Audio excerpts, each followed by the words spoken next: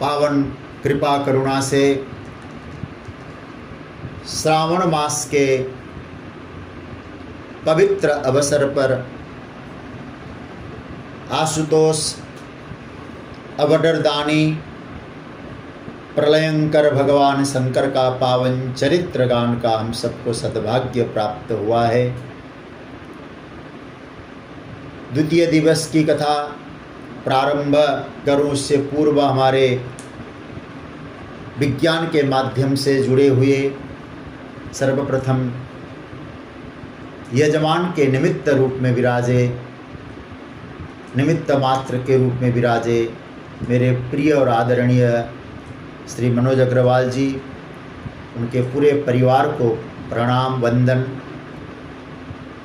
पटना से जुड़े हुए पूज्य स्वामी जी और बाकी सभी स्वाध्याय परिवार के और विज्ञान के माध्यम से सभी लोग जो कथा श्रवण हेतु जुड़े हुए, आप सभी को मेरा प्रणाम वंदन।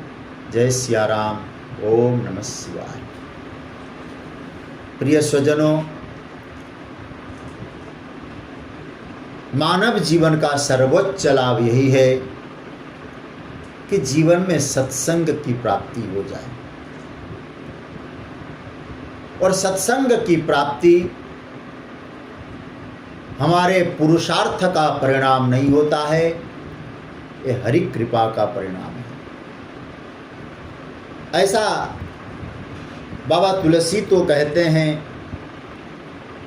अति हरि कृपा जाहि पर होई, पाव देहि एहि मार्ग सोई।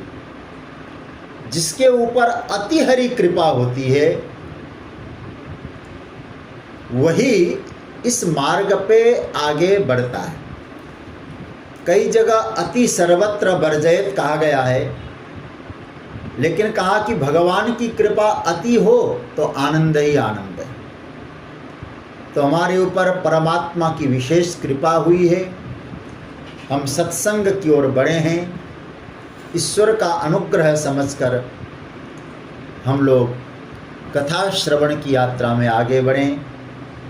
कल हम लोगों ने शिव पुराण के महात्म्य की चर्चा श्रवण की, उसके बाद शिवलिंग के ऊपर जो विवाद हुआ ब्रह्मा और विष्णु का, दोनों ने पूजन किया, पूजन का संक्षिप्त विधान, नैवेद्य की चर्चा, रुद्राक्ष की चर्चा इत्यादि की चर्चा हुई। दूसरी जो संहिता है उसका नाम है रुद्र संहिता, शिव महापुराण की।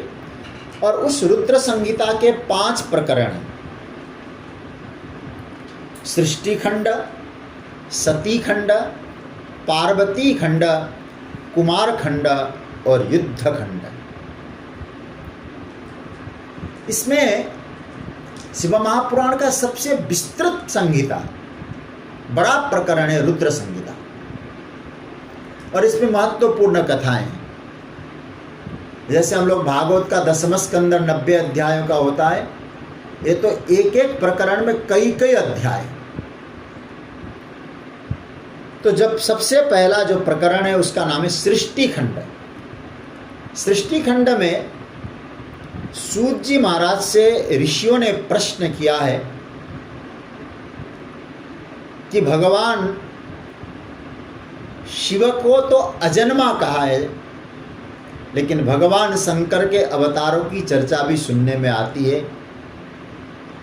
अजन्मा ने जन्म क्यों लिया, जन्म लेकर उन्होंने क्या क्या किया, मतलब उनकी लीला कौन कौन सी। और आगे कहते हैं, कल मैंने बताया था, मैं केवल स्मरण दिला रहा हूं, भगवान शंकर ने 2 विवाह किए। जब एक विवाह को ठीक ढंग से निभा नहीं पाए, फिर पार्वती से द्वितीय विवाह भी किया उन्होंने। भगवान शंकर का गृहस्थ कैसा था, उनकी संतति का मैं वर्णन करना चाहता हूँ, और वे प्रसन्न कैसे होते हैं। और गुरुदेव आप तो गुरुदेव है, शिष्य कुछ कहता है वो तो आप सुनाएंगे ही सुनाएंगे, लेकिन गुरुदेव के मन में कुछ होता है ना, गुरुदेव उसको भी रखते नहीं है, शिष्य के सामने कह देते हैं। इसलिए हमने अपना निवेदन व्यक्त किया है, आपको उचित समझें तो हे सूत जी महाराज हमको एक कथा सुनाइए। सूत जी महाराज ने कहा, ऋषियों आपको लगता होगा ये प्रश्न हम पहली बार कर रहे हैं। मैं आपको स्पष्ट कर दूं, ये प्रश्न की चर्चा पहले भी हो चुकी है। ये प्रश्न भी पुराना है और प्रश्न का जो मैं उत्तर देने जा रहा हूं ये उत्तर भी पुराना ही है। मैं तो एक निमित्त बना हूं बीच में, इसलिए आपका भी कोई मौलिक प्रश्न नहीं है और मेरा उत्तर भी कोई मौलिक नहीं है। एक बार इसका संवाद हो चुका है। बोले किसने किसको पूछा था? कहा कि एक बार अपने पिता देवर्षि नारद अपने पिता को देखते हैं, ब्रह्मा जी। ब्रह्मा जी को देखकर नारद जी ने यही प्रश्न किया था। तो नारद जी ने भगवान शिव के विषय में प्रश्न किया, एक कैसे हुआ? मैं उसका चरित्र जानना चाहता हूँ। तो उस बात को समझाने के लिए सृष्टि खंड का एक प्रकरण है जिसको कहा गया नारद मोह प्रसंग। रामचरितमानस में आप लोगों ने इसको सुना भी है, थोड़ा कहीं कहीं अंतर है। बाकी गोस्वामी जी ने तो मुझे लगा जब शिव पुराण पढ़ा, रामायण को देखा, तो ये जो प्रकरण शिव रामचरितमानस में उठाया है ये शिव पुराण से ही उठाया है।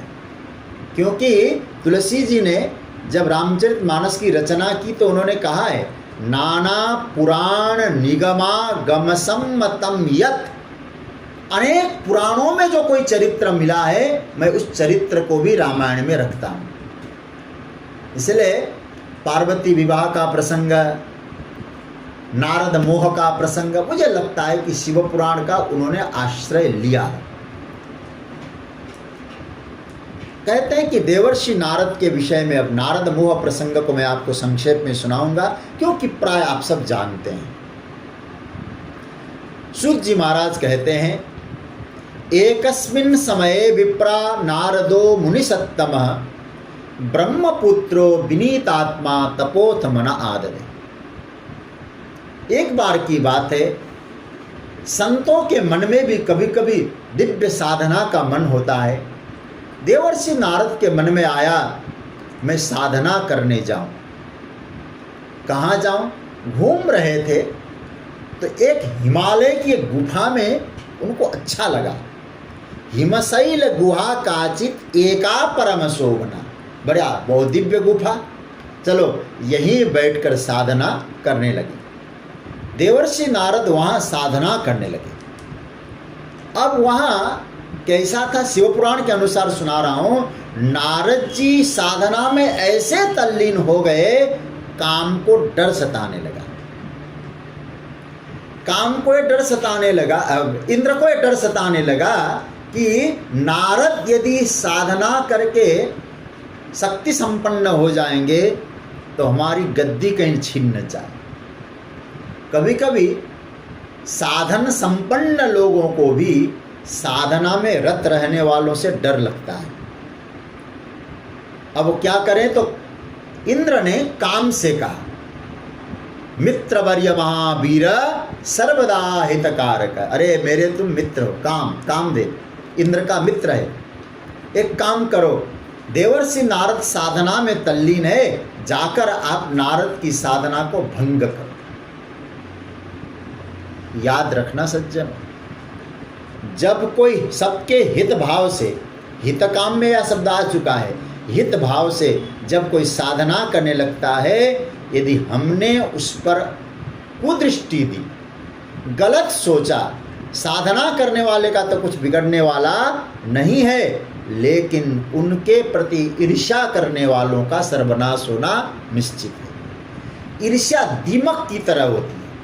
किसी लकड़ी में ईर्ष्या लग जाए, दीमक लग जाए, उस लकड़ी को सत्यानाश कर दे। किसी के हृदय में दूसरे के भाव के, दूसरे के प्रति जब ईर्ष्या का भाव जगता है, दूसरे का कुछ बिगाड़े या न बिगाड़े, ईर्ष्या रखने वालों का सत्यानाश कर देता है। ईर्ष्या, और ईर्ष्या को पार किए बिना आप कभी भी आगे बढ़ नहीं सकते। मुझे एक बहुत अच्छा भाव याद आ रहा है रामचरितमानस में, जो निशिचरी है ना, हनुमान जी जब लंका जाते हैं, निशिचरी कौन है?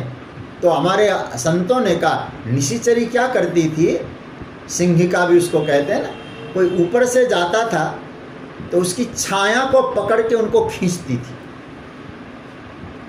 तो स्वयं तो ऊपर नहीं चढ़ पाती, लेकिन छाया पकड़ के खींचना मतलब दूसरे की उन्नति को देखकर उनकी कमजोरी को पकड़कर उनको खींचना, ये ईर्ष्या है। दूसरे की उन्नति रोकती थी महाराज, लेकिन गोस्वामी जी ने बहुत अच्छी पंक्ति लिखी है, ताही मारी मारुत सुत बीरा, बारिधि पार गयो मति धीरा।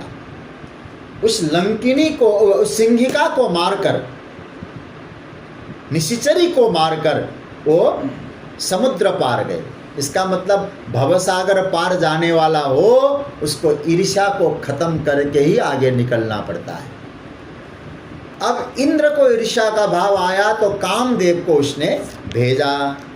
तो कामदेव ने सोचा इनके तपस्या को कैसे भंग करूं। कामदेव बड़ा चतुर, तो उसने क्या काम किया, गया और जाके कहा महाराज आपके चरणों में मैं प्रणाम करता हूं, मैं तो विस्मित हो रहा हूं, आप ऐसी साधना कर रहे हैं महाराज। आज आपकी तपस्या को देखकर मैं कृतार्थ हो गया हूं दर्शन मात्र से। जब महाराज कामदेव की कामदेव ने नारद जी की ऐसी प्रशंसा करी है, नारद जी हिलने लगे, उनकी साधना हिलने लगी। कई बार प्रशंसा सुनकर बड़े बड़े लोग हिलने लगते हैं, मेरी इतनी तारीफ हो रही है, मैं हूं ना।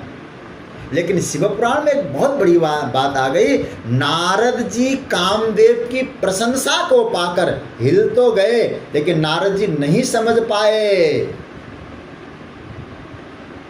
कि यहां मैंने साधना की किसके बल पर की। शिवपुराण के अनुसार भगवान शंकर ने उसी जगह काम को पहले भस्म कर दिया था।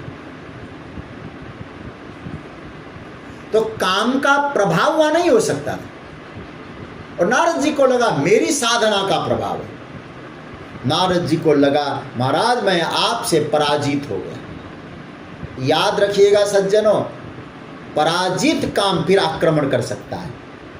इसलिए मैं एक निवेदन ये करना चाहूंगा, निर्मूल करना है कि पराजित करना है। आप सुनेंगे शिव ने निर्मूल किया काम को, नारद जी से पराजित हुआ है, और पराजित फिर आक्रमण कर सकता है।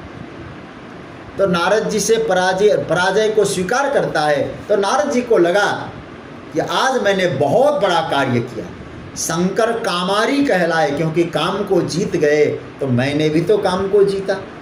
शंकर की तो बड़ी पब्लिसिटी हो गई है, मेरी पब्लिसिटी कौन करेगा, मैं स्वयं अपना प्रचारक बनूं। तो नारद जी सोचने लगे कहाँ जाऊं प्रचार करने। ब्रह्मा जी के पास गए। ब्रह्मा जी को लगा मेरे बेटे में अभिमान के अंकुर आ गए। समझाया, सीधे महाराज भगवान भोलेनाथ के पास। बाबा, शंकर भगवान ने कहा नारद जी बहुत दिनों में दर्शन हुए, कहाँ गए थे आप? बोले आजकल फुर्सत कहाँ है, साधना में ऐसे तल्लीन था। अरे क्या हुआ? चालू कर दी महाराज कामचरित्र। शिवजी सोच रहे थे रामचरित्र सुनाएगा, वो कामचरित्र सुनाने लगे।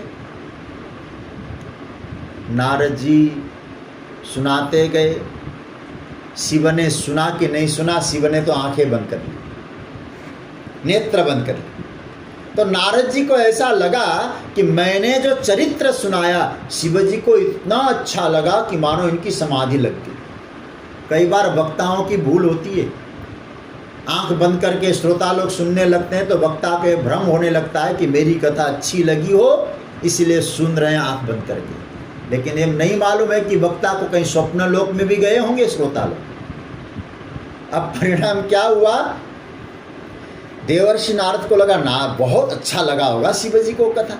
शिवजी ने, नारद जी ने अपनी पूरी कथा सुनाई, लेकिन शिवजी ने कोई भी अपनी प्रतिक्रिया नहीं दी। जब प्रतिक्रिया नहीं दी तो शिवजी से पूछा, अरे अब पूछ ही लेते हैं महाराज, कभी कभी वक्ता लोग कोई प्रतिक्रिया नहीं देते हैं, कथा कैसी लगी। नारद जी महाराज ने भी पूछ लिया, बाबा मैंने आपको जो कथा सुनाई वो कथा आपको कैसी लगी। शंकर भगवान ने कहा, कथा कैसी लगी ये तो पूछो नहीं। बोले क्या, आप धन्य है महाराज, आपकी कथा कैसी लगी मैं तो नहीं कहूंगा, लेकिन वाच्यम एव न कुत्रापि। देखो शिव पुराण का क्या कहते हैं, जो कथा आपने मुझे सुनाई है नारद जी, मैं आपको हाथ जोड़ता हूं, एक कथा किसी और को मत सुनाना जो मुझे सुनाई। नारद जी को लगा गजब है, ठीक है मैं तो और किसी से मतलब नहीं है, भगवान नारायण को छोड़ के किसी से मतलब नहीं, हाँ उनको तो मत सुनाना। हरेरग्रे विशेषतः, हरेरग्रे मतलब भगवान हरि के आगे तो बिल्कुल ही मत कहना। नारद जी को लगा ये तो गड़बड़े मामला, कहते मत सुनाना, क्योंकि दूसरे की प्रशंसा नहीं सुन पा रहे नारद शंकर भगवान। तो शंकर भगवान वहाँ से विदा लिए नारद जी, और शंकर भगवान ने कहा एक काम करो, दो गणों को बुलाया, बोले इनके पीछे लग जाओ, हमारी बात जो नहीं सुनता उनके पीछे किसी को लगा देता हूँ मैं तो। और क्या क्या करते हैं नारद जी सब खबर देते रहना मुझे। नारद जी महाराज आगे बढ़े, सीधे वहाँ महाराज वैकुंठ में गए। भगवान ने आदर किया, मैं संक्षेप में इस कथा को सुनाऊंगा। अब वहाँ जैसे शंकर भगवान नारायण के पास गए, नारायण ने कहा नारद जी आए हो, बड़ा स्वागत किया है, कोई समाचार। बोले महाराज मैंने तप किया, ऐसा ऐसा हुआ। प्रभु नारायण समझ गए कि इनके मन में कोई अभिमान का अंकुर आ गया, ये सब सांभवी माया है, ये शंकर की माया है, ऐसा स्पष्ट लिखा है। और महाराज क्या बोलते हैं भगवान नारायण, विजहास हृदय मत्वा, हृदय में मुस्कुराए और कहा कि मुझे इस भक्त के हृदय के अभिमान के अंकुर को हटाना ही पड़ेगा। फिर क्या करें नारद जी, आपका कोई नाम लेना तो भी काम भस्म हो जाता है, काम जीत जाता है व्यक्ति, आपने जीता, ये आपका बड़प्पन है। अब तो महाराज ऐसी चर्चा हुई, भगवान को लगाने कुछ उपाय करनी पड़ेगी। तो नारद जी वहाँ से निकले, एक दिव्य नगर का निर्माण कराया, माया की नगरी।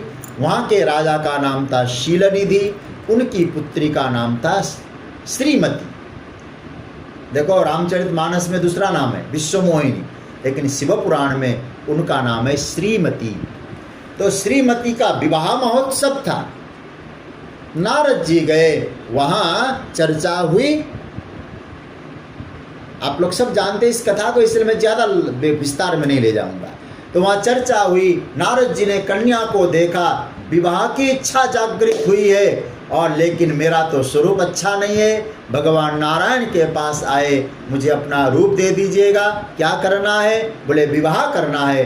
तब महाराज भगवान ने कहा यदि कोई रोगी कुपथ्य मांगता है उसको नहीं देना चाहिए, इसलिए उन्होंने बंदर जैसा मुंह बना दिया नारद जी का। लेकिन एक विशेष बात आपको कहूँ, बाकी किसी को नहीं मालूम कि नारद का मुख बंदर का जैसा हो गया। दो रुद्रगणों को मालूम है, एक श्रीमती को मालूम है, और एक भगवान नारायण को मालूम है, बाकी और किसी को नहीं मालूम। कहा कि सबने नारद जी समझकर प्रणाम करते। नारद जानी सबही सिरुनावा, इसका अर्थ क्या है, भगवान अपने भक्त का हित करना चाहते हैं, लेकिन जगत में उनको उपहास का पात्र कभी नहीं बनाना चाहते। इसका मतलब परमात्मा हित करेंगे, लेकिन मेरा शिष्य, मेरा भक्त जगत में उपहास का पात्र हो, परमात्मा नहीं जानते क्या इसको। सब ने नारद समझ के प्रणाम किया और श्रीमती आई है और उस वक्त वरमाला लेके आई। भगवान नारायण डारजा के रूप में आए हैं तो वहाँ वरमाला पहनाया और नारायण भगवान विष्णु श्रीमती को लेके गए। नारद जी को क्रोध आता है और क्रोध आने पर रुद्रगणों ने कहा अपना मुख तो देख लीजिए। जैसा ही मुख देखा तो उनको क्रोध आया। उन दोनों से कहा तुम दोनों राक्षस बन जाओ। इधर नारद जी महाराज चले गए, भगवान नारायण का खबर लेता हूँ। और जैसे ही गए तो महाराज बहुत कुछ सुनाया है, वहाँ बहुत कुछ सुनाया है। और सुनाने के बाद शाप दिया, आज मेरी मन में विवाह की इच्छा थी, मुझे विवाह नहीं होने दिया, तो मैं आपको शाप देता हूँ कि आपको नर रूप धारण करना पड़ेगा। आज जैसे मैं वियुक्त हुआ हूँ, आपको भी वियोग सहन करना पड़ेगा। मेरा मुंह बंदर जैसा बनाया तो आपको सहयोग करने वाला उस वक्त कोई नहीं होगा, आपको बंदर ही सहयोग करेंगे। इस प्रकार से शाप दिया है। भगवान अब अपनी माया को हटा देते हैं। और जैसे भगवान ने माया को हटाया, नारद जी तो रोने लग गए, प्रभु मैंने क्या अपराध किया है, ये सब क्या है, क्षण भर में सब कुछ हो गया, मैं तो आपका भक्त हूँ। तब भगवान नारायण कहते हैं ये तुम्हारे कारण नहीं हुआ है, मैं चाह रहा था इसलिए ऐसा हुआ है। मम इच्छा कह दीन दयाला। लेकिन अब जो भगवान कहते हैं नारद जी, अब आपको जो पाप किया है आपने उसका प्रायश्चित करना पड़ेगा, क्योंकि आप शंकर के प्रति दुर्भाव रखने लगे, मुझे शाप दिए हैं। तो नारद जी ने कहा हाँ महाराज, मैंने अपराध किया है, मुझे प्रायश्चित करना पड़ेगा। मैं कौन सा प्रायश्चित करूं? बहुत बढ़िया बात कही है। यहाँ भगवान नारायण क्या कहते हैं देखो, नमे शिव समानोस्ति प्रिय स्वामी सुखप्रद। शिव पुराण का कितना बढ़िया श्लोक है। नारद जी आज एक बात सुन लो, मुझे पूरी दुनिया में, पूरे भूमंडल में शिव समान प्यारा, शिव के समान स्वामी, शिव के समान मेरा इष्ट कोई नहीं है। ये कौन कह रहा है?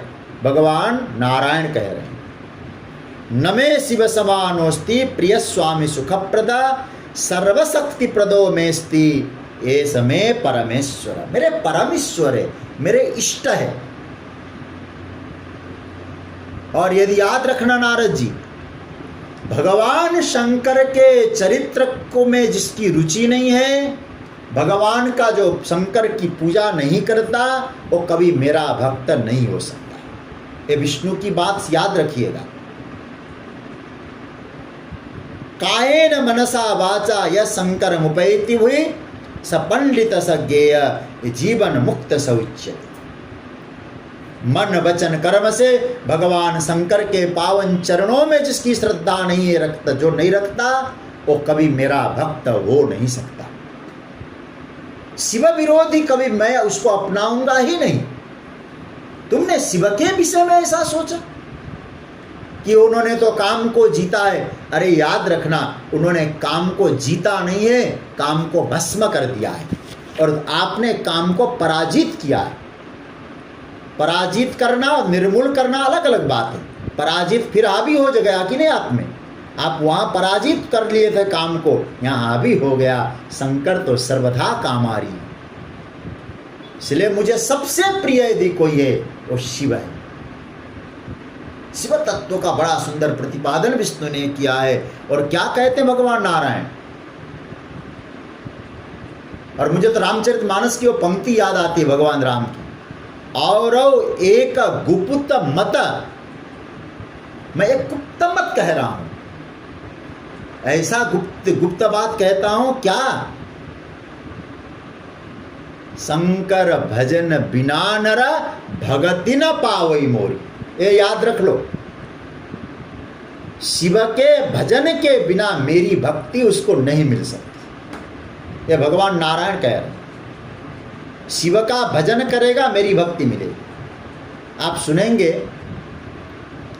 जब भगवान राम के द्वारा रामेश्वरम की स्थापना होगी कोटि रुद्र संहिता में वहाँ राम जी महाराज क्या कहते हैं, मेरा लोक साकेत है, शिव का लोक कैलाश है। जो साकेत जो है शिव के इस ज्योतिर्लिंग में जो जल चढ़ाएगा उसके लिए मेरे लोक के दरवाजे खुले होंगे। इतनी महिमा है शिव तत्व की। कहते हैं शिवेति नाम दावाग्निर, भगवान नारायण की वाणी से निकल रही है, शिवेति नाम दावाग्निर महापातक पर्वताः, शिव नाम का की अग्नि से पहाड़ जैसे पर्वत भी भस्म हो सकते हैं, ये मैं निश्चित कह सकता हूँ। इसलिए नारद जी, मैं आज आपको प्रायश्चित के लिए बहुत सुंदर सूत्र दे रहा हूँ। क्या सूत्र दे रहा हूँ? आपको प्रायश्चित करना है, भगवान शंकर के 100 नाम का रोज जप करो। आप भी सुन लो, कहते कितना भी बड़ा पाप क्यों न हो, भगवान शंकर के 100 नाम का कोई जप करता हो, शिव के चरण शरण का आश्रय लेता हो, उसके सारे पाप खत्म हो जाते हैं। ये भगवान नारायण की वाणी। रामचरितमानस में मुझे लगता है इसी का अनुवाद है। जपहु जाय शंकर सतनामा, हो ही हृदय तुरत विश्राम। जाओ शिव के नाम का जप करो, आपके हृदय को शांति मिलेगी। जाओ शिव क्षेत्र जहाँ जहाँ है वहाँ भ्रमण करना, शिवलिंग का स्मरण का पूजन करना और शिव के नाम का जप करना, आपके हृदय को विश्राम मिलेगा। जब हृदय को विश्राम मिले तब शिव तत्व समझना। क्या है शिव तत्व? तो नारद जी महाराज भगवान विष्णु के श्री चरणों का आश्रय लेकर स्मरण करके अब शिव क्षेत्र में भ्रमण करने लगे। खूब शिव क्षेत्र में भ्रमण किया, भगवान शंकर के लिए साधना की है और साधना करने के बाद बहुत दिन यात्रा की। यात्रा करने के बाद मन शांत हुआ, शिव नाम जप से, शिव क्षेत्र के भ्रमण से और शिव की उपासना से मन जब शांत हुआ है तो आज नारद जी के चेहरे से ये भाव बढ़ने लगा कि शिव तत्व इन्होंने समझने की पात्रता हासिल की है। आए हैं और भगवान ब्रह्मा जी के पास पहुँचे, अपने पिता के पास, और बहुत सुंदर जिज्ञासा प्रकट की है। प्रभु पिताजी, मैं भगवान शंकर का पावन चरित्र जानना चाहता हूँ। जो प्रश्न था वो सारे प्रश्न, शिव तत्व क्या है, उनका विवाह जानना चाहता हूँ, उनका स्वरूप जानना चाहता हूँ। तो कहा कि ठीक है, अब सुनो, आपका और शिव का क्या संबंध है। देखो क्या बढ़िया बात कह रहे हैं, भगवान शिव से आपका क्या संबंध है पिताजी। तो बहुत बढ़िया प्रश्न किया है, मैं तुम्हें जवाब देता हूँ। भगवान शंकर के पावन चरणों का आश्रय लेकर नारद, मैं अब तुमको कथा सुनाता हूँ। देखो, जगत में सबसे पहले न सत था न असत था, केवल है एक सत्ता, एक ब्रह्म सत्ता ही जगत में निश्चित थी और कुछ नहीं था। कैसी थी वो सत्ता? कहते अमनो गोचरम वाचाम विषयम च कदाचन, मन वाणी का विषय ही नहीं था। एक परम सत्ता, न मन से जाना जाता था न वाणी से उसके विषय में बोला जाता था। एक सत्ता। फिर क्या हुआ? बहुत सुंदर भाव दिया। कहते हैं एक बार उसी परम सत्ता को अनेक होने की इच्छा हुई। क्या हुआ? द्वितीय इच्छा भवेत किला, पूरा उपनिषद बोल दिया। एको हम बहुश्यामा, मैं एक हूँ, मैं अनेक बनूं। ये इच्छा जागृत हुई। ये इच्छा जागृत होते ही उस परम ब्रह्म तत्व, वही शिव तत्व के रूप में प्रकट होता है, शिव के रूप में प्रकट होता है। और शिव के रूप में प्रकट होकर संपूर्ण संसार, उसमें सबसे पहला जगत में उन्होंने क्या काम किया? काशी का निर्माण किया है। मैं संक्षेप में कह रहा हूँ, काशी का निर्माण किया। और काशी का निर्माण करके वहाँ क्या काम किया? शिव और शिवा वहाँ विचरण करने लगे, विहार करने लगे। और शिव और शिवा जब दोनों विहार करने लगे, उनके विहार से एक सुंदर बालक प्रकट हुआ। शिव महापुराण के कथा के अनुसार सुंदर बालक प्रकट हुआ।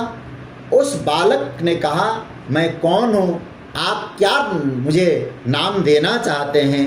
तो कहा कि तुम व्यापक बनोगे, इसलिए तुम्हारा नाम होगा विष्णु, आपका नाम होगा विष्णु। आपने मुझे जन्म दिया, लेकिन मैं आपको न जानूं तो जन्म सफल नहीं। ये कितनी बड़ी बात कही है। इसलिए मैं आपको जानना चाहता हूं। तो आपको जानने का उपाय क्या है, मुझे बताइए। तो कहते हैं, उन्होंने कहा कि तुम एक काम करो, उस परम तत्व को जानना है जिसको शिव तत्व कहते हैं। उसके लिए एक काम करना होगा, तप।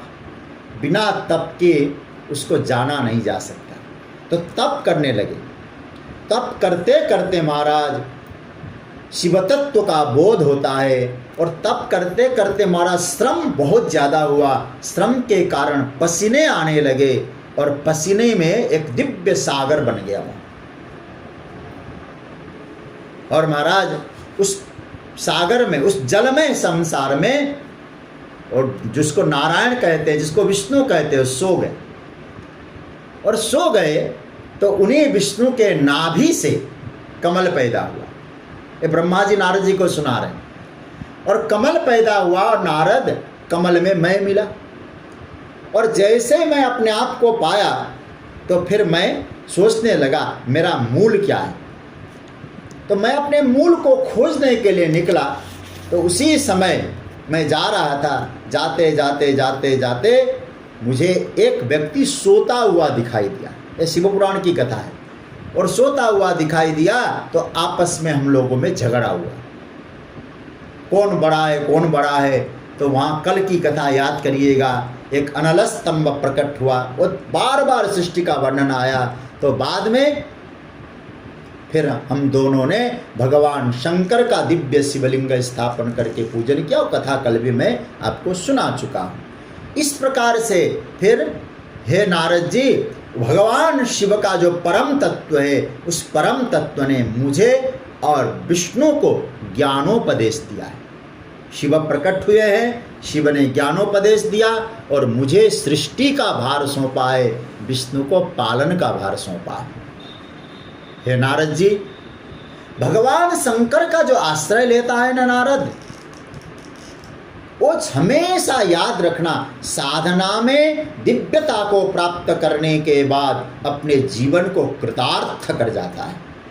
इसलिए शिव का आश्रय लिए बिना चाहे हर हो, चाहे हरि हो, चाहे ब्रह्मा हो, अपने स्वरूप को नहीं जान सकते। ऐसा दिव्य शिव तत्व है। और शिव तत्व जानने के लिए क्या करना होगा? बोले अपनी साधना के साथ साथ भगवान शंकर की विशेष कृपा भी होनी चाहिए।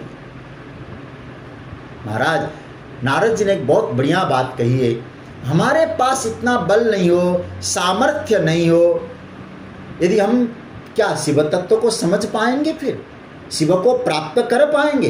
ये बहुत महत्वपूर्ण बात पूछ रहे हैं नारद जी। ठीक है, जो खूब साधना करने वाले उन्होंने तो शिव को समझ लिया, जिनमें ऐसा नहीं है वो क्या शिव के निकटता को प्राप्त करेगा? भगवान शंकर का चरण शरण का आश्रय प्राप्त करेगा क्या? बोले जिसने शिव महिमा सुन ली हो ना नारद, उसके लिए कोई बड़ी बात नहीं है। जो साधन संपन्न है वो भी शिव तत्व को प्राप्त करेंगे, लेकिन जो साधन संपन्न नहीं है लेकिन शिव तत्व को जानने का प्रयास भी हो तो निश्चित रूप से जान सकता है, लेकिन उसमें शिव कृपा चाहिए। तुमने नाम सुना है ना कुबेर की? नारद जी ने कहा महाराज कुबेर तो शिव ने कुबेर को तो अपना मित्र की तरह माना है। कुबेर तो शिव का मित्र है। जानते हो कुबेर कैसे बनाओ? इसलिए शिव महिमा समझो, मैं कैसे शिव तत्व को प्राप्त करूं, ये भाव नहीं है शिव की महिमा से क्या नहीं हो सकता। तुमको मैं कुबेर की कथा सुनाता हूं, अब बहुत ध्यान से सुनिएगा। ये रुद्र संहिता के सृष्टि खंड का महत्वपूर्ण प्रसंग है। ये भाव क्यों दिया है कि हम लोगों को हताश नहीं होना है, हम लोगों को उदास नहीं होना है। इस भाव को बताने के लिए कुबेर की कथा सुनाई थी। बहुत सुंदर कथा है।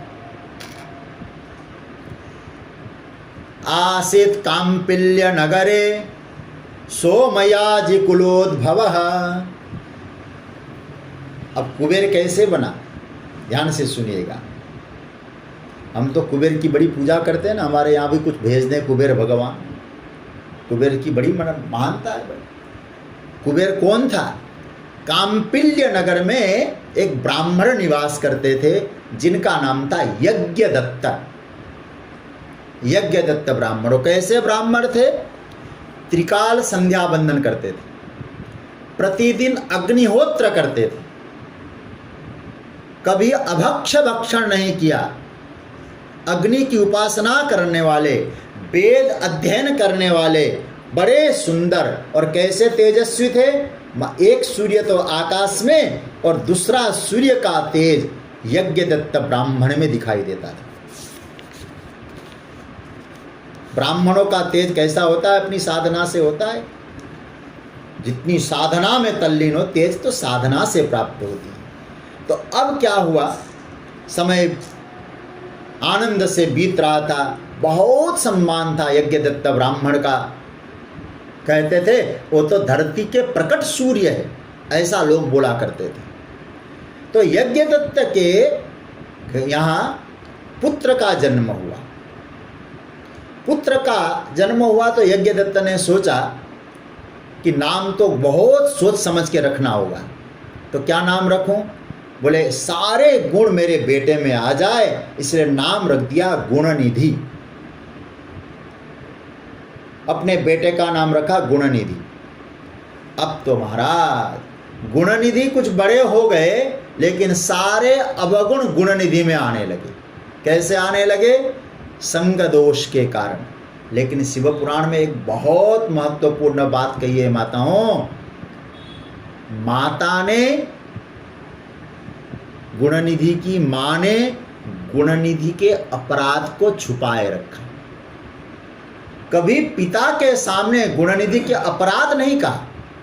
चोरी करता है, व्यभिचार करता है, दुष्संग में जाता है, असत्य भाषण करता है, अभक्ष खाता है, ये सब मालूम है।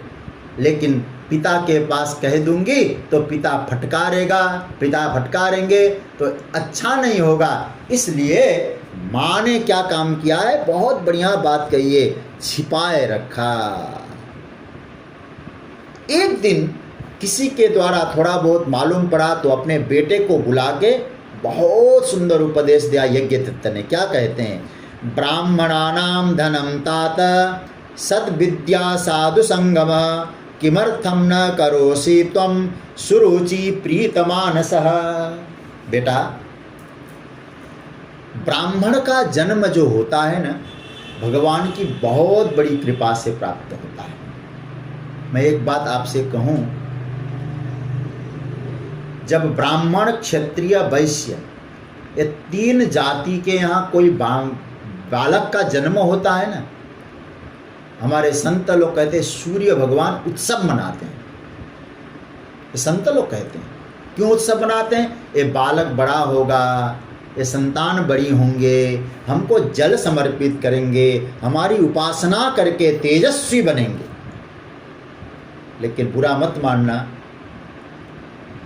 जिस बालक का जन्म सब होते समय सूर्य भगवान उत्सव मना रहे हों, वही बालक जब सूर्य उदय हो जाए तब भी सोया पड़ा रहता हो। सूर्य भगवान क्या सोचते होंगे? मैंने जिसके लिए उत्सव मनाया था, आज ये हाल है इसकी। याद रखना, यदि जीवन में आरोग्य प्राप्त करना है, सूर्योदय के समय कभी सोना नहीं है। आरोग्यम भास्करात् इच्छेत्, स्पष्ट लिखा है। आरोग्य चाहिए तो सूर्य की पूजा करो, सूर्य की उपासना करो। बहुत समझाया है। गायत्री जपना है, तुमको सूर्य की उपासना करना है। जब ये बात कही है महाराज, पिता से तो बोला नहीं, लेकिन महाराज ऐसी आदत पड़ गई थी, वो आदत उसकी छूटती नहीं है। अब एक दिन क्या हुआ, पिता ने जब कुछ बड़ा था, पिता को ये नहीं मालूम था अवगुणी है, तो पिता ने एक सुंदर अंगूठी अपने पुत्र को दी। याद रखना, बहुत सुंदर मुद्रिका अपने बेटे को दी। कुछ दिनों के बाद जब पिता ने देखा किसी पुरुष के हाथ में, अन्य किसी के हाथ में अंगूठी दिखाई दी, कहा कि भैया ये अंगूठी, अरे आपके बेटे ने जुए में हार लिया है, जुए में हार के अंगूठी हमने जीत लिया, बस ऐसा करता है। बोले महाराज, इस गांव में कौन ऐसा व्यक्ति होगा जहां से उसने चोरी नहीं की होगी, जहां उसका कर्जा नहीं हुआ होगा, आपके नाम से कोई कुछ कहता नहीं है। इसलिए महाराज दुनिया में तो इस गांव में तो आपके बेटे की पूरी बदनामी है। अब तो महाराज यज्ञदत्त जी गए, पत्नी से कहा तुमने अपराध छिपाया है। मैं केवल इतना कहूँगा सज्जनों, प्रसंग मुझे आगे बढ़ाना है। माता बालक के लिए प्रथम गुरु है। हमारे यहाँ चाणक्य जी ने एक बहुत अच्छा श्लोक बोला है, दुस्सिलो मातृदोषेण पितृदोषेण मूर्खता। बालक में चरित्र निर्माण नहीं हुआ है, माँ का दोष है, प्रथम गुरु है। और बालक पढ़ लिख नहीं पाया, अच्छा एजुकेशन नहीं दे पाया बाप, ये बाप का दोष है, पिता का दोष है। पढ़ने लिखने की व्यवस्था पिता कराए, चरित्र निर्माण माता कराए। कार्पण्यम वंश दोषेण, कृपण हो गया, साहस खत्म हो गया, ये उसका वंश दोष है। लेकिन दरिद्र हो गया तो अपना दोष है। लेकिन सीलवान नहीं बनाए, माँ का दोष था। तो पढ़े लिखे थे, अपनी पत्नी से कहा तुम सीलबते, तुम बच्चे को सीलवान बनाना चाहिए, तुमने नहीं बनाया। तो महाराज उसी समय ऐसा पुत्र मुझे नहीं चाहिए। चोरी करता हो, व्यभिचार करता हो, मैं कभी कॉम्प्रोमाइज करने को तैयार नहीं हूं। तो महाराज उसी समय यज्ञदत्त ने अपने पुत्र गुणनिधि को घर से निकाल दिया। अपुत्रत्वं वरम नृणाम कुपुत्रात् कुलनाशनात्। बिना पुत्र का जीवन अच्छा है, लेकिन कुपुत्र से तो कुल का नाश होता है जी, इसलिए त्याग दिया। अब त्याग दिया, जब तक कुछ धन था तो कुछ खाए पिए, और खबरदार कर दिया माता को कि मैंने त्याग दिया, अब कहीं घर में नहीं आएगा। अब तो महाराज दुबला पतला हो गया। अब उसको ऐसा लिखा है महाराज, कोई भीख देने को तैयार नहीं, भिक्षा भी नहीं देने को तैयार, देने को कोई तैयार नहीं। अब क्या हुआ, एक दिन महाराज भूखा था, पिता ने त्याग दिया है, कहीं कोई चारा नहीं मिल रहा है। एक भगवान शिव का मंदिर था, मैंने कल भी कहा ना, मूर्ति पूजा लोग कहते हैं पहले नहीं था, देखो शिव का दिव्य मंदिर था। ये कुबेर की कथा है। अब तो महाराज शिव का मंदिर, और बड़ा सुखद संयोग था। क्या था बोले, उस दिन शिवरात्रि महोत्सव था, शिवरात्रि का उत्सव। शिव मंदिर के पास गया, लोग आने जाने वाले बहुत। और बैठा, एक दंपति पूजा के लिए गए, और उसमें उसने देखा कि बहुत अच्छा फल है, मिठाई है, खुशबू आ रही थी, भूखा था, लेकिन ये मिले तब न। और वहाँ गया, पूजन किया उन दोनों ने, और पूजन करने के बाद वहाँ से निकल के चले गए। रात्रि का समय हो चुका था। अब एक निर्जन, वहाँ क्या हुआ, तो गुणनिधि ने देखा, चलो भाई अब तो ये लोग निकल गए, अब हम जाएं और वहाँ जाकर कुछ प्रसाद चढ़ाया होगा वही ले आए। और ऐसा सोचकर जैसे ही वो गया और जाकर देखता है, और दीपक भी जो जला रखा था, एक दीपक, और टिमटिमा रहा था, बुझने ही वाला था। तो बुझने का परिणाम क्या हो रहा था कि भगवान शंकर की जो प्रतिमा थी, शिवलिंग था, उधर अंधकार छाने लगा था। एक बात बताऊं, जब हम आरती करते हैं ना, ऐसे आरती कभी नहीं करना कि ऐसे ऊपर चढ़ा दिया और आरती चढ़ाते समय आरती का जो कभी कभी होता है नीचे का हिस्सा अंधेरा, वो अंधेरा कभी भगवान की प्रतिमा को स्पर्श न करे। ये बहुत ध्यान देना पड़ता है आरती में। जैसे हम लोग यूं करते हैं ना, तो यूं करते समय जैसे अंधकार यहाँ आया, अंधेरा, इसका छाया, अंधकार छाया, वो छाया आरती के थाली की छाया अथवा आरती करते समय आरती की छाया देव प्रतिमा पे नहीं जानी चाहिए। अब छाया पड़ने लगी उधर, तो उसने क्या काम किया, अरे उसको ये नहीं मालूम था कि ये भी कोई शास्त्रीय विधान है।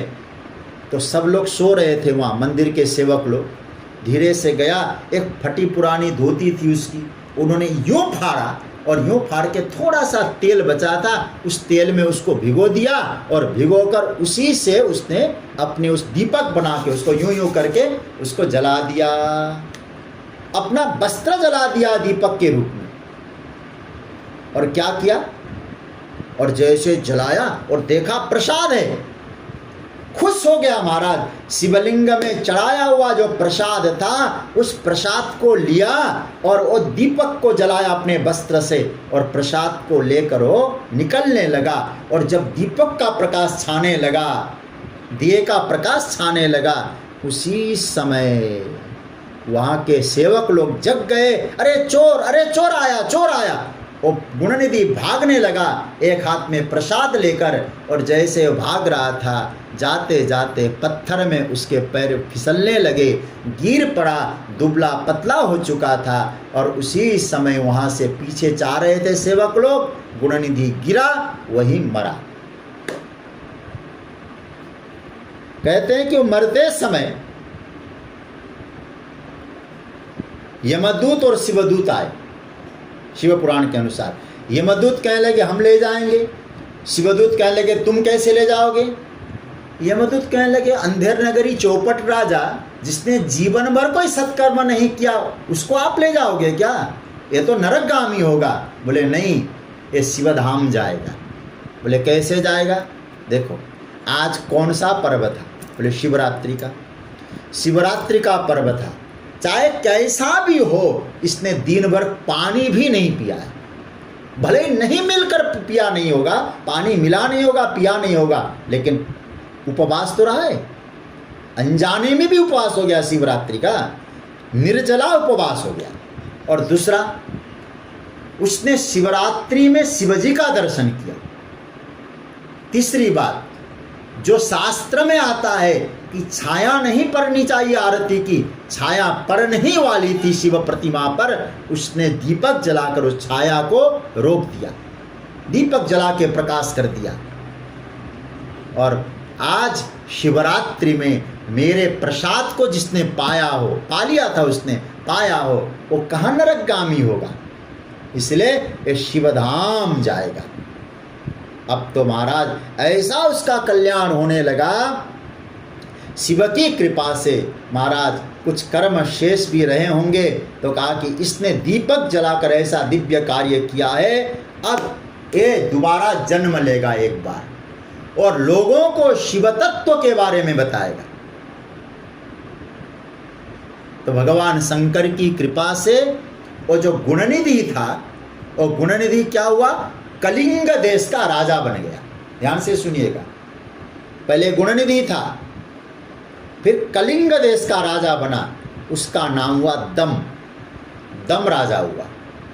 लेकिन उस दम में एक चीज थी, कहते हैं ना कोई चीज मन में घर कर जाती है, तो क्या चीज थी, बोले दीपक जलाना है बस। उसने क्या आदेश दिया है शिव पुराण के अनुसार, बोले यहाँ हमारे कलिंग देश में जितने भी भगवान शंकर के मंदिर है, ऐसा कोई मंदिर नहीं है जिसमें रोज दीपक न जले, खूब दीपक जलाओ। रोज जो शिवजी के मंदिर में दीपक नहीं जलाएगा उसको देश से निकाल दिया जाएगा। ये दूसरा जन्म था। पहले जन्म में गुणनिधि, दूसरे जन्म में दम बना, दीपक जला के महाराज रोज दीपावली करता था, लेकिन शिव मंदिर में। बड़ा शिव भक्त बना। और ऐसा वर्णन आता है, और शिव की पूजा किए बिना, रुद्राभिषेक किए बिना जल नहीं पीता था। ऐसा शिव भक्त बना।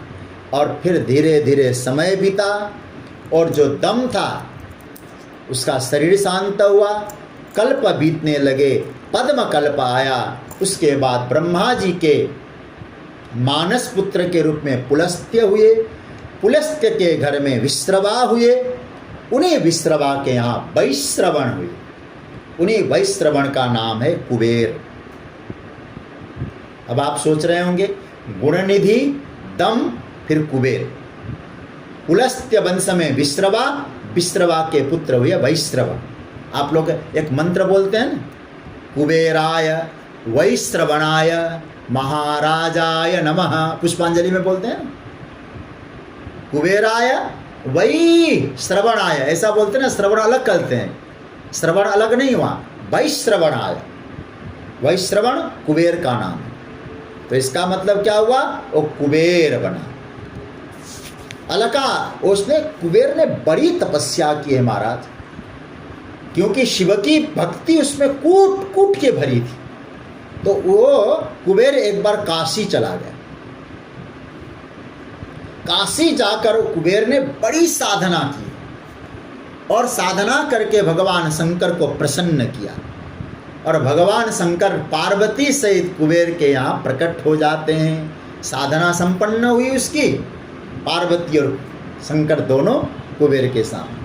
शंकर भगवान से ने कहा, कुबेर मैं तुम्हारी साधना से प्रसन्न हूँ, तुमको क्या चाहिए। आहा, बहुत बढ़िया बात कही। प्रभु एक ही उपाय करें, मुझे आपकी निर्मल भक्ति प्रदान करिए। शंकर भगवान ने कहा तथास्तु। लेकिन शिवजी के पास पार्वती को जब देखा, शिव पुराण के अनुसार कुबेर को ईर्ष्या हो गई। ईर्ष्या इस बात के लिए नहीं है कि इसके शंकर के साथ पार्वती क्यों है, स्त्री क्यों है, नहीं। कुबेर के मन में आया, शिवजी को प्राप्त करने के लिए तो साधना करनी पड़ेगी। आज तक मैंने इतनी साधना की, मैं शिवजी को नहीं प्राप्त कर पाया, आज दर्शन हो रहे हैं मुझे, तो इसका मतलब इस महिला ने कितनी साधना की होगी। इसका मतलब मुझसे भी ज़्यादा ये साधना पर कर गई। साधना के भाव से थोड़ा ईर्ष्या का भाव आया। अंतर्यामी भगवती जगत जननी समझ गई, तो जगत जननी ने कृपा करके उसका एक नेत्र हटा दिया। जिस टेढ़े नेत्र से देखा था पार्वती को, वो नेत्र ही गायब कर दिया, फोड़ दिया मन। भगवान शंकर ने कहा, क्या कर डाला तुमने। पार्वती ने कहा, इसने मुझे इस नेत्र से टेढ़ी नज़र से देखा था। वो चाहे ईर्ष्या का भाव रहा हो, देवी ये तो हमारा प्यारा है, मेरी बड़ी साधना की है इसने, कृपा करो इसके ऊपर। बोले देखो, तुम एक पिंगल नेत्र से तुम देखते रहोगे। पिंगल नेत्र तुम्हारा रहेगा, एक नेत्र होगा, उसको पिंगल नेत्र कहेंगे। और तुम हमेशा मेरे साथ रहोगे, मेरे मित्र कहलाओगे, और धन के तुम स्वामी बनोगे। ऐसा कहकर महाराज भगवान शंकर ने उसको अलकापुरी प्रदान की। और फिर कुबेर भगवान शंकर पार्वती सहित कैलाश पहुँचते हैं। तो भगवान यहाँ ब्रह्मा जी महाराज कहते हैं, अरे मैंने कथा तुमको क्यों सुनाई, इसलिए क्योंकि इस कथा की महिमा है। हम कैसे हैं ये सब छोड़ दो, शिव की कृपा कैसी है। जब गुणनिधि जैसा दुराचारी भी शिव की शरणागति से ऐसा दिव्यत्व को प्राप्त कर सकता है, कोई व्यक्ति भगवान शंकर का आश्रय ले और भगवत तत्व को कैसे नहीं प्राप्त कर पाएगा। कुबेर की मैत्री शिवजी के साथ हुई, ये बात बताई। इसलिए क्या कहा है, कुबेर शिव का मित्र है।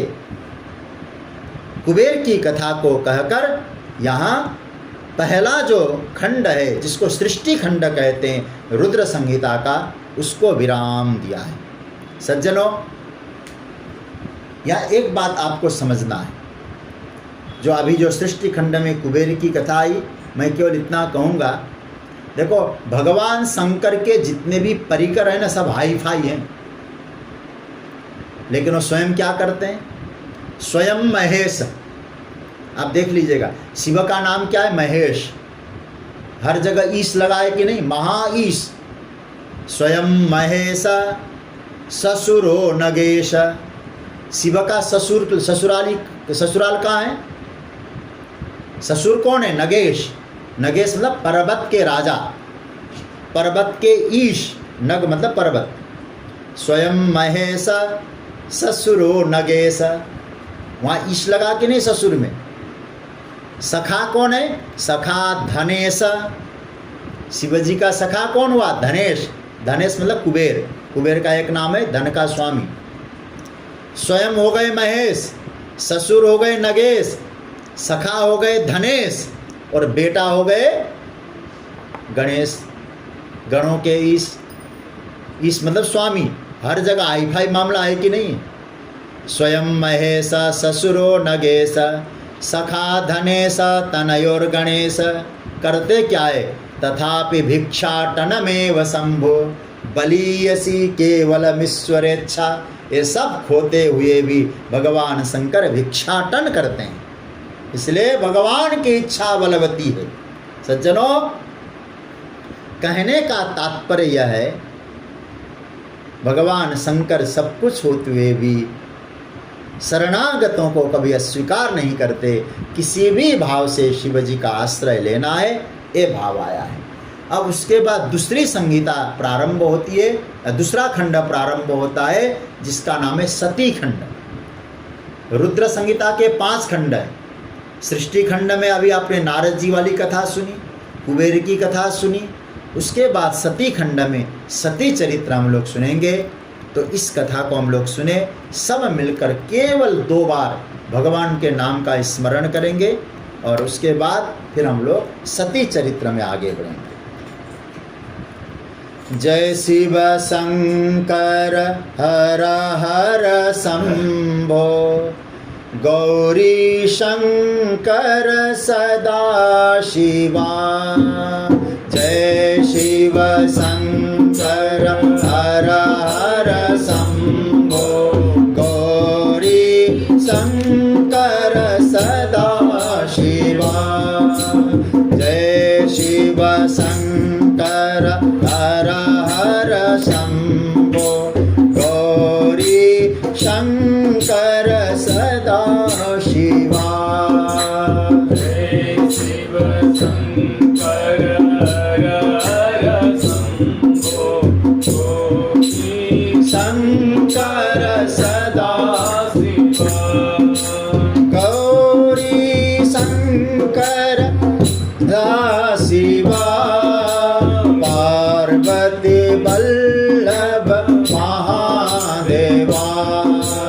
गौरी शंकर सदा शिवा।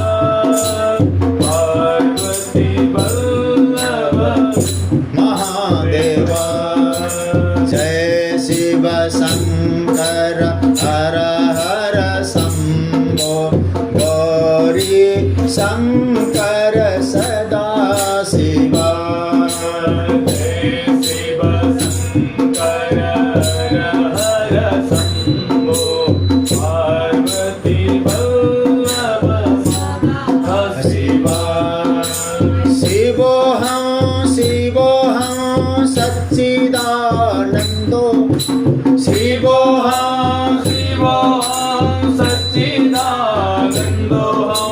शिवोऽहं सच्चिदानन्दोऽहं। शिवोऽहं सच्चिदानन्दोऽहं। शिवोऽहं सच्चिदानन्दोऽहं। शिवोऽहं सच्चिदानन्दोऽहं। शिवोऽहं सच्चिदानन्दोऽहं। सब गाइए। शिवोऽहं सच्चिदानन्दोऽहं। शिवोऽहं सच्चिदानन्दोऽहं। शिवोऽहं सच्चिदानन्दोऽहं। शिवोऽहं सच्चिदानन्दोऽहं।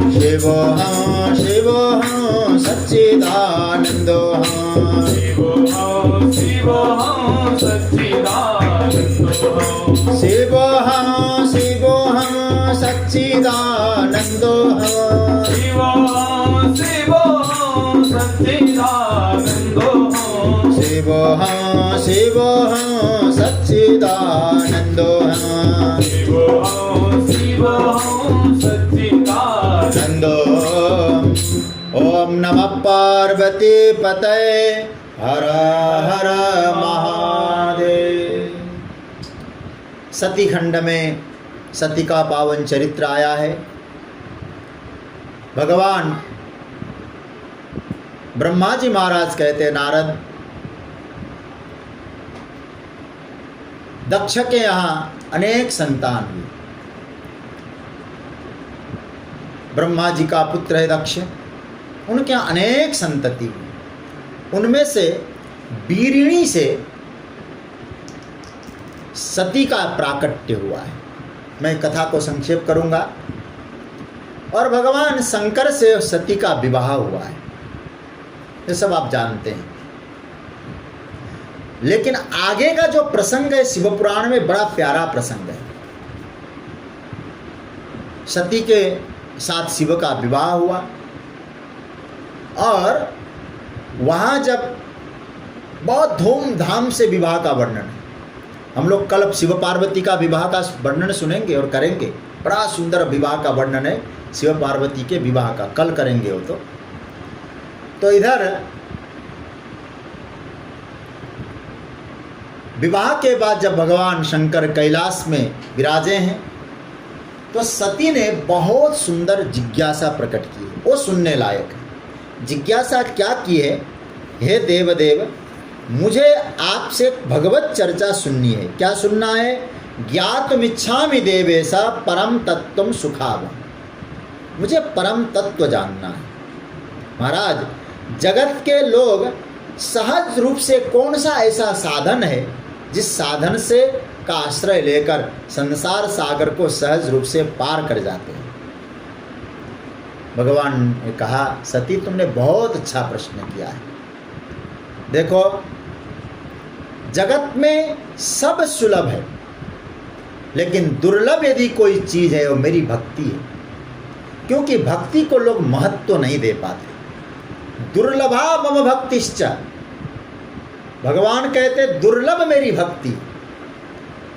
और कहते माधव, भक्ति के कितने अंग होते हैं? आप लोग भागवत में नवधा भक्ति सुनते हैं ना, शिवजी ने यहाँ सती को समझाया। श्रवणम कीर्तनम चैव स्मरणम सेवनम तथा दास्यम तथार्चनम देवी वंदनम मम सर्वदा सख्यमात्मार्पणम चेति नवांगानि विदुर्बुधा। नवधा भक्ति, श्रवण भक्ति, कीर्तन भक्ति, स्मरण भक्ति, सेवन मतलब पाद सेवन भक्ति, दास्य भक्ति, अर्चन भक्ति, वंदन भक्ति, सख्य भक्ति और आत्मनिवेदन भक्ति। शिव कहते हैं, और एक एक भक्ति की बड़ी विस्तार से चर्चा है शिव पुराण में। कौन सी भक्ति कैसी होनी चाहिए, श्रवण भक्ति का स्वरूप क्या है, कीर्तन भक्ति का स्वरूप क्या है, ये बता रहे भगवान भोलेनाथ। और कहते हैं कि त्रैलोक्य भक्ति सदृश पंथा नास्ति सुखावह। देवी, तीनों लोकों में भक्ति के समान सुख देने वाला कोई मार्ग नहीं है।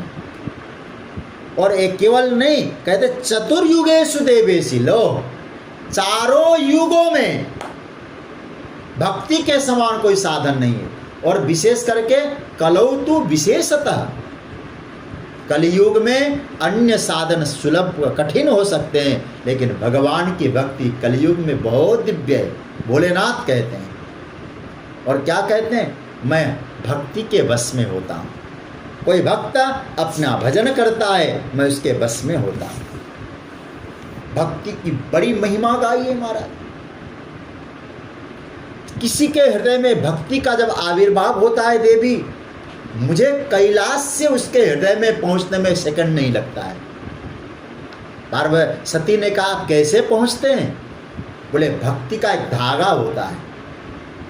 जब साधक भजन करता है, ये भक्ति का जो धागा है वो मुझे बांध लेता है, और उस भक्ति के धागे के बंधन से बंधकर मैं उसके हृदय में प्रवेश कर जाता हूँ। सती ने कहा महाराज फिर आप हृदय में प्रवेश करके करते क्या है? बोले मेरा काम कुछ गड़बड़ करना है।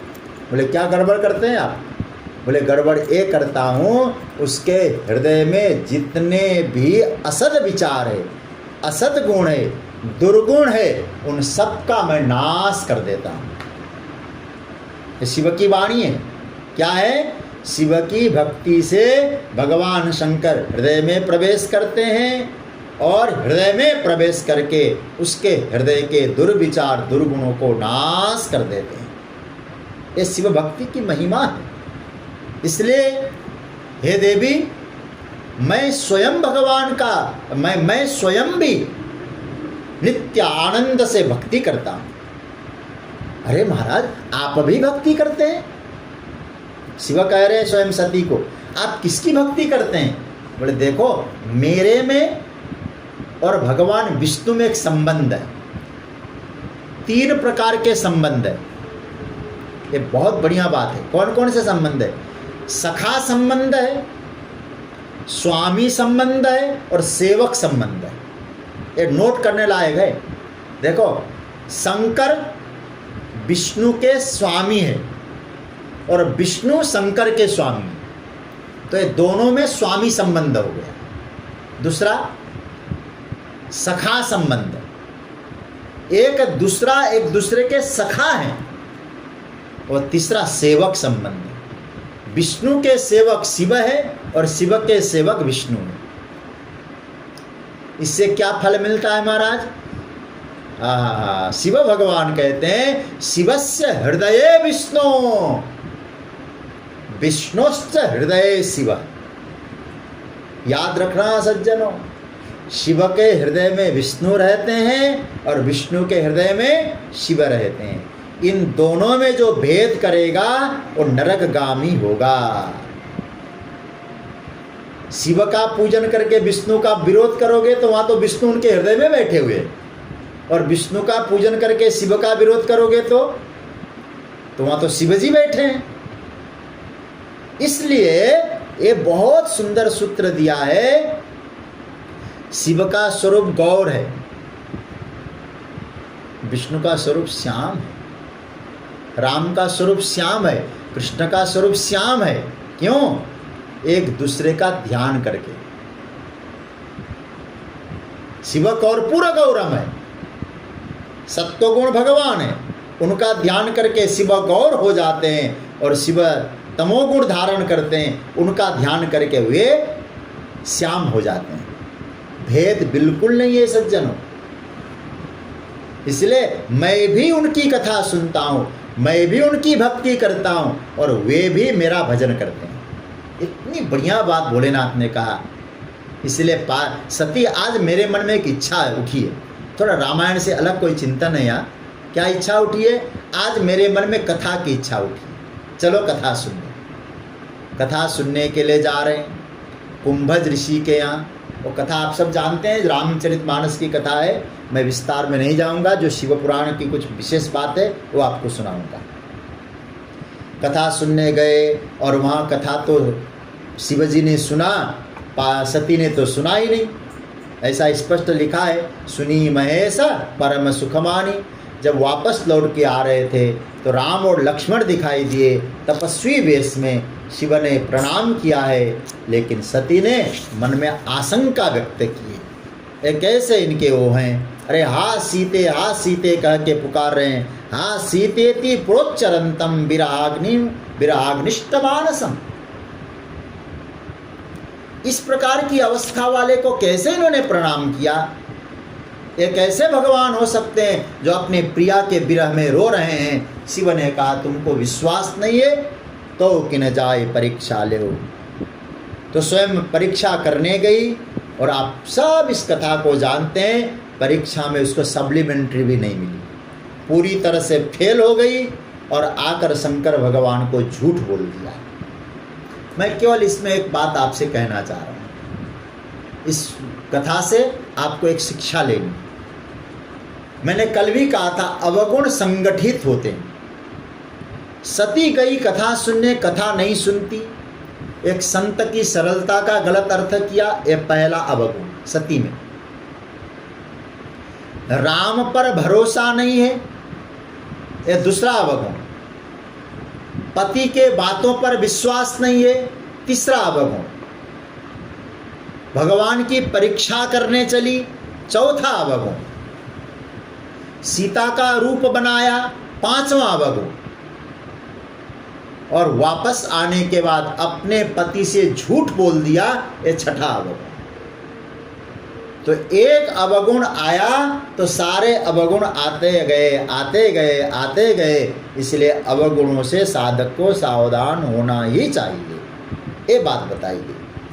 अब तो बाद में शंकर भगवान ने शिव पुराण के अनुसार मानसिक त्याग कर दिया, क्योंकि जिनको मैं अपना मानता हूँ, श्रेष्ठ समझता हूँ, उन्होंने मेरे इष्ट राम जो विष्णु अवतार हैं, उन्होंने उनकी पत्नी मेरी आराध्या हैं, वो उनका विरोध किया, उनका रूप बनाया। तो इसका मतलब है अब पत्नी भाव नहीं आ सकता है। शिव ने मानसिक त्याग कर दिया और दोनों कैलाश में पहुंचे। कैलाश में पहुंचे तो वहां सती एक दिन आई भगवान शंकर के पास। आज कुछ दिन से भगवान शंकर कुछ अन्य मनस्क है, तो सन्मुख आसन दे दिया, सती बैठो। यदि पत्नी होती तो अपने वामांग में बैठती ना, पत्नी होने का हक खो दिया है, इसलिए सामने आसन दिया। सती दुखी हो गई और दुखी होते ही आकाश में से देवता लोग जाते हुए दिखाई दिए। कहाँ जा रहे हैं आप? सती ने पूछा, क्योंकि शिव जी कथा सुनाते, सती को ध्यान नहीं है, विमान की तरफ ध्यान है। पूछा कहाँ जा रहे हैं? कहा कि आपके पिता के घर यज्ञ हो रहा है, हम वहाँ जा रहे हैं। सती जाती है, अपने पति से कहती है, प्रजापतेस्ते स्वसुरस्य सांप्रतम, आपके ससुर के घर यज्ञ हो रहा है ना, हमको भी चलना चाहिए। बहुत समझाया है महाराज, नहीं मानती है सती। मायके की माया विलक्षण होती है, कितना भी समझाओ जाना ही जाना है पीहर। तो अब सती को समझाते समझाते शंकर थक गए और शिव ने अंत में क्या कह दिया, सती मेरी बात को न मान के तुम जाने की जिद पर अड़ी हो, तुम्हारा वह कल्याण होने वाला नहीं है, जाओ। सती जाती है, वहाँ सब कुछ दिखाई देता है लेकिन शिव भाग दिखाई नहीं देता है। और जब दिखाई नहीं देता है तो वहाँ क्या होता है महाराज, सती को क्रोध आता है। एक धर्म पत्नी को अपनी पति का अपमान कैसे सहन हुआ? तो वहां देखती है तो क्या दक्ष से बोलिए, एक बहुत बढ़िया श्लोक कहा गया है, शिव की निंदा करने पर उतारू हो गया दक्ष। और कहा कि शिव निंदा को जो सुनता है, शिव निंदाम करोति भाई। और याद रखना सज्जनों, शिव निंदा कोई सुनता है अथवा निंदा करता है, दोनों चीजें, ताबुहो नरकम गच्छे। शिव निंदा करने वाला और शिव निंदा को सुनने वाला, ये दोनों जब तक सूर्य चंद्रमा आकाश में रहेंगे तब तक उसको नरक में रहना पड़ेगा। तो कौन कह रहा है? सती कह रही। शिव तत्व का प्रतिपादन किया सती ने। शिव का नाम कैसा है? महादेव महादेव महादेवेतियो वदेत। ध्यान से सुनिएगा, क्या 3 बार कोई महादेव कहे, महादेव महादेव महादेव, क्या होता है जानते हैं? एकेन लभते मुक्तिम। एक बार किसी ने महादेव कह दिया, शिव इतने कृपालु है उसको तो मुक्त कर देते हैं। अच्छा भाई, अब 2 एक्स्ट्रा तो हो गया, उसका क्या होगा फिर?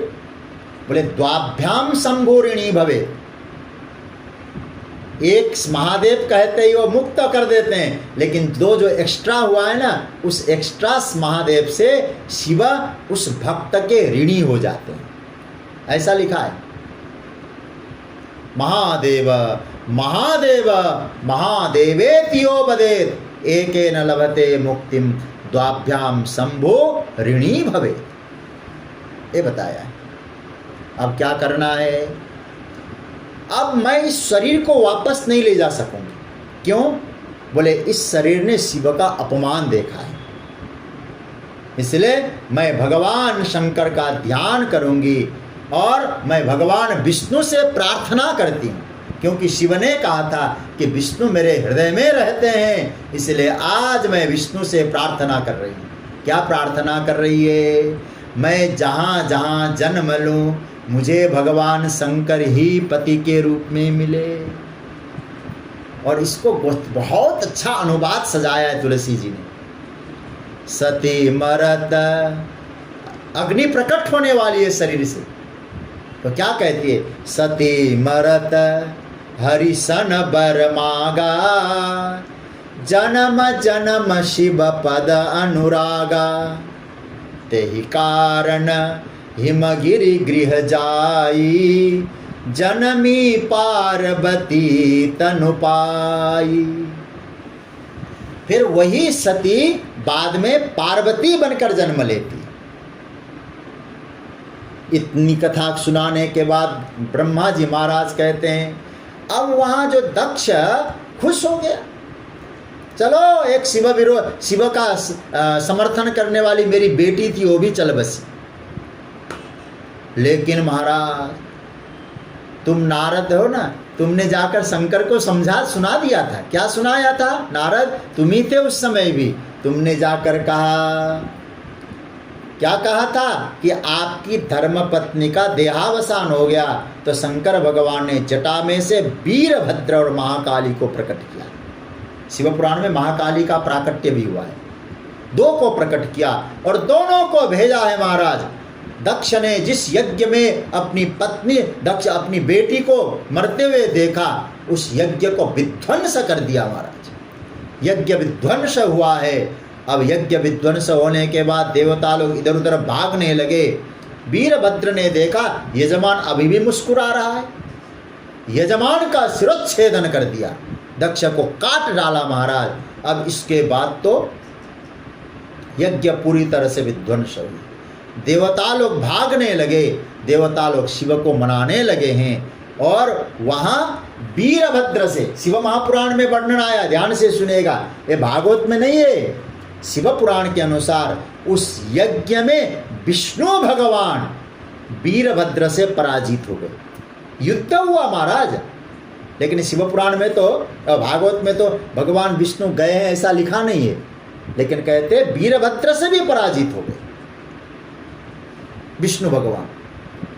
और बाद में क्या कहते हैं, एक प्रश्न बहुत तुरंत नारद जी ने कर दिया, महाराज ये वीरभद्र से भगवान विष्णु क्यों पराजित हो गए? कोई जरूरी था, बल नहीं था क्या उनमें? बोले बल था, एक कथा है। विष्णु भगवान को शाप मिला है दधीची ऋषि का। एक बार एक यज्ञ होगा, उस यज्ञ में शंकर के गणों से आप पराजित हो जाओगे। बड़ा प्यारा प्रसंग है, इसमें महामृत्युंजय की चर्चा है। कौन सा प्रसंग, कौन सी कथा है? तो कहते हैं एक बार राजा क्षुभ और महर्षि दधीची, ध्यान से सुनिएगा, कथा पर कथा आती है। क्षुभ कौन है? क्षत्रिय राजा है। दधीची ब्राह्मण है। और क्षुभ विष्णु भक्त है और दधीची शिव भक्त है। और एक दिन दोनों में तकरार हुआ।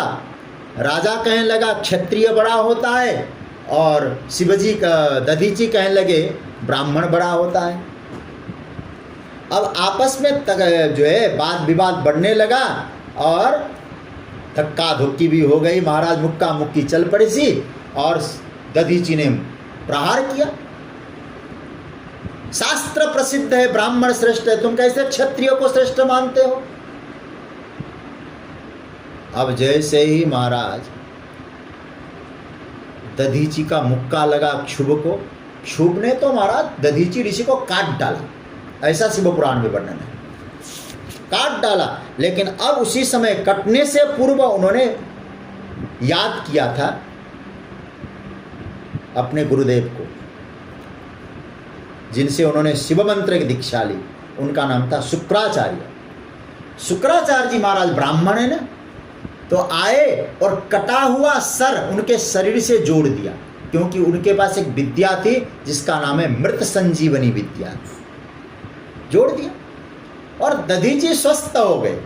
और सोचते हो कि क्या कहने लगे, गुरुदेव अब आप बताइए मुझे क्या करना चाहिए। बोले तुमको शिवजी की उपासना करनी चाहिए। बोले कैसे मंत्र से उपासना करनी चाहिए?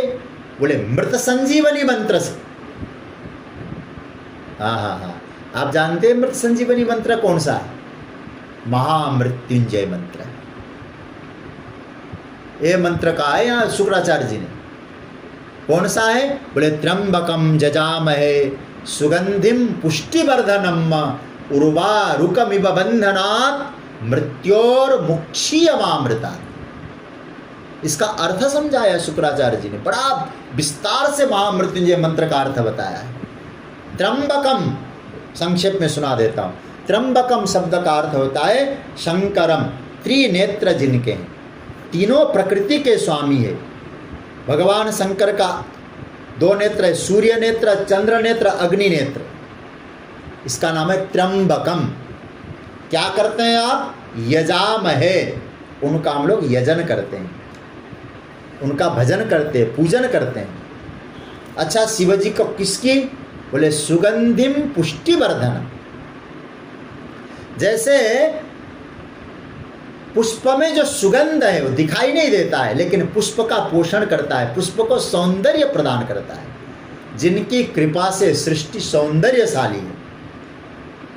पुष्टिवर्धनम, पुष्टि का अर्थ है कृपा, कृपा को बढ़ाने वाले, कृपा को देने वाले, पुष्टि। अच्छा भाई, कृपा को देकर करते क्या है? भगवान शंकर ने कृपा की मौज आ गए, बहुत बड़े धनवान हो गए? बोले नहीं, उर्वारुकमिव बंधनात् मृत्योर्मुक्षीयमामृतात्। मैं तो बहुत संक्षेप कर रहा हूँ सज्जनों, ध्यान से सुनिएगा। भगवान की कृपा का फल बता रहे शुक्राचार्य जी। जैसे ककड़ी, उर्वारुकम, ककड़ी जो होती है ना, वो ककड़ी पक जाने के बाद अपने बेल से अलग हो जाती। पक गई ककड़ी, अलग हो गई। इसी तरह से आप भगवान शंकर की साधना में परिपक्व हो जाएं तो आप उस बेल से छूट जाएं। बेल क्या है? मृत्यु हो, मृत्यु ही बेल है। मृत्यु से मुक्त हो। अब आप कहेंगे मृत्यु से भी मुक्त हो पाएंगे क्या? बोले मृत्यु शब्द पंचमी है, मतलब मृत्यु के भय से मुक्त हो जाएंगे। तो इसका मतलब है भगवान शंकर की कृपा कैसी है कि आप मृत्यु से तो कोई मुक्त नहीं हो पाया, लेकिन आप शिव की उपासना करें, महामृत्युंजय मंत्र का स्मरण करें तो आप मृत्यु के भय से मुक्त हो जाएंगे। ये बात बताइए। अच्छा भाई, मृत्योर्मुक्षीय, मृत्यु से मुक्त हो गए, लेकिन महाराज यहाँ से तो मुक्त हो गए, कहाँ से जुड़ेंगे? बोले माँ अमृतात्, अमृत से अलग नहीं होंगे। फिर मृत्यु से अलग हो गए लेकिन अमृत से जुड़ गए। किसी को कहा जाता है ना, तुम इस कुर्सी से उठो, उठ गए, कहाँ बैठे? बोले इस कुर्सी में बैठो। ये महामृत्युंजय मंत्र है, मृत्यु की कुर्सी से उठाकर अमृत की कुर्सी पे बिठा देता है। ये मृत्युंजय मंत्र है। और इसी मंत्र को शुक्राचार्य जी क्या कह रहे हैं? मृत संजीवनी मंत्र है। इसका जप करो। अब तो महाराज शुक्राचार्य जी महाराज ने बड़ी साधना की, और मैं संक्षेप करूंगा, कथा बहुत है, मुझे समय भी संकेत कर रहा है। और फिर भगवान शंकर मृत संजीवनी विद्या के प्रभाव से प्रकट हो जाते हैं। शंकर भगवान ने कहा, वरदान मांगो दधीची, क्या चाहिए तुमको? तुमने आज महामृत्युंजय मंत्र के प्रभाव से मुझे प्रसन्न कर दिया। मैं सज्जनों में कहूँगा, बड़ा दिव्य मंत्र है। महामृत्युंजय मंत्र के बराबर तो कोई मंत्र नहीं है। आपको किसी प्रकार का भय नहीं होगा इस मंत्र को जपने से। बहुत दिव्य मंत्र है। तो अब क्या हुआ? 3 वरदान मांगे हैं दधीची ने शिव से। कौन कौन से वरदान? कहते हैं पहला वरदान, देव देव महादेव मह्यम देहि वरत्रयम वज्रास्त्री। बोले मेरी, उन्होंने मुझे काट डाला, मेरे जो हड्डियां हैं ना वज्र बन जाए। ये पहला वरदान। दूसरा वरदान कहते हैं अवध्यत्वम, मैं चाहूं तब मरूं, मुझे कोई मार न पाए। देखो महाभारत के भीष्म ही इच्छा मृत्यु वाले नहीं, अवध्यत्वम दधीची। और तीसरा क्या कहते हैं, अदीन, मैं दुखी होकर कहीं हाथ फैलाना ना पड़े मुझे। शिव भक्त होकर हाथ फैलाएगा नहीं। तीनों वरदान दिया, और तीनों वरदान देने के बाद जब वरदान प्राप्त करके दधीची आए तो महाराज शुभ को से फिर तकरार, आपस में खूब हुआ, मारा, प्रहार हुआ। उसके बाद महाराज शुभ, एक दिन क्या हुआ, शुभ ने भगवान विष्णु से प्रार्थना की, महाराज कुछ भी है दधीची से कह दो हमसे हार जाएं। अब क्या हुआ महाराज, दधीची अपनी साधना में बैठे थे, आ गए भगवान विष्णु ब्राह्मण बन के और कहने लगे ऐसा है एक बार मेरी बात मान लो तुम। बोले क्या बात माननी है?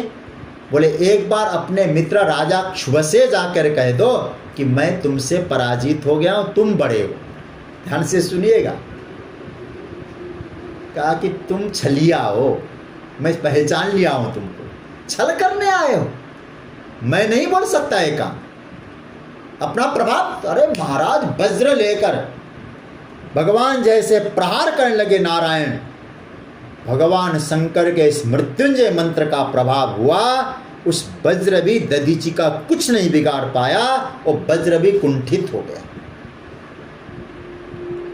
अब दधीची को लगा भक्त पक्षपाती होकर तुम शिव के भक्त पर ऐसे जो है रूप बदलकर पराजित होने की बात करते हो, मैं तुमको शाप देता हूं।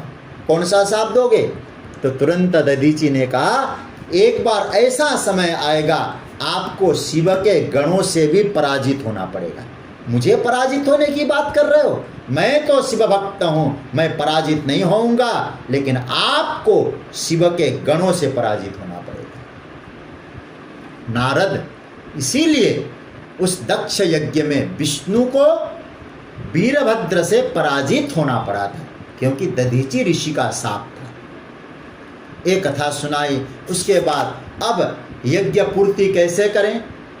तो दक्ष गए हैं और दक्ष ने जाके भगवान शंकर के चरणों में प्रार्थना की, हे भोलेनाथ आप कृपा करिएगा, आप कृपा करके मेरे यज्ञ को पूर्ण कर दीजिए। भगवान शंकर ने अपनी उपस्थिति में यज्ञ की पूर्णाहुति करा दी और वहीं दक्ष ने एक शिवलिंग की स्थापना की, और शिवलिंग की स्थापना करके बहुत विधि विधान से दक्ष ने भगवान शंकर की रुद्राभिषेक किए, अभिषेक संपन्न किया है महाराज। और उस समय उसने बड़ी सुंदर स्तुति गाई है। स्तुति गाने के बाद भगवान शंकर ने साक्षात प्रकट होकर दक्ष को बड़ा दिव्य उपदेश प्रदान किया है। ये उपदेश स्वर्ण अक्षरों में लिखने लायक है। गीता के 7वें अध्याय का जो भक्ति का चरित्र है ना, 4 प्रकार के भक्त, उन भक्तों की ही महिमा यहाँ बताई। भगवान शंकर कहते देखो दक्ष, मैं भक्तों के अधीन रहता हूँ,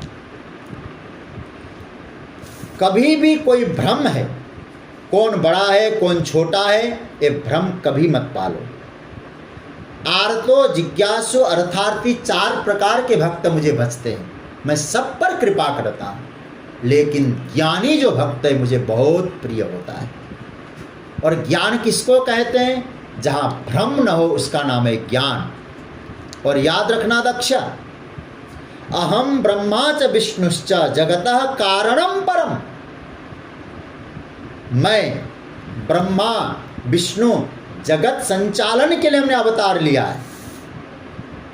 एक किसान होता है ना, एक किसान खेत में भी बीज भी बोता है, उसकी देखभाल भी करता है और काट के लाता है, अलग अलग नहीं होता है, एक होता है। तो कार्य के लिए हमने 3 स्वरूप लिया है।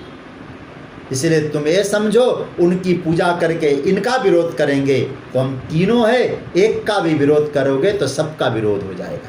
ये हम साधकों के लिए बड़ी बात कह रहे हैं। शिव ने क्या कहा है? यह करोति त्रिदेवेषु भेद बुद्धि नराधम, जो दुष्ट इन तीनों में भेद बुद्धि करता है वो क्या होता है, नरके च बसे नूनम यावत चंद्र दिवाकर, उसको तो नरकगामी होना ही पड़ेगा, क्योंकि भेद नहीं है। अरे भाई, बीज बोने वाला भी वही है, देखभाल करने वाला भी वही है, और काट के लाने वाला भी वही है।